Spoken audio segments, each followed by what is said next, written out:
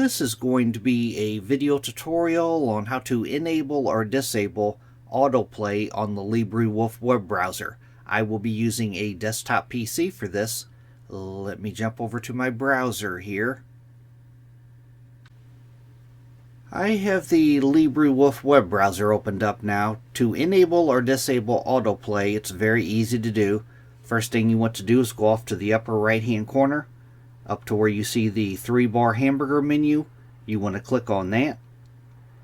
Then you want to go down to where it says Settings and click on Settings.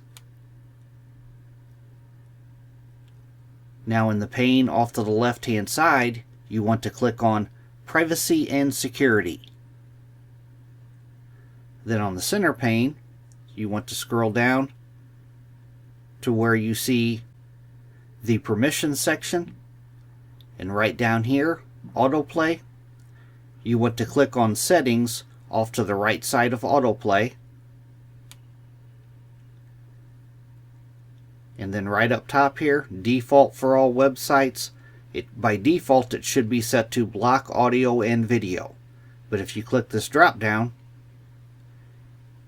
the top one is allow audio and video, the next one is block audio, and the final one is block audio and video.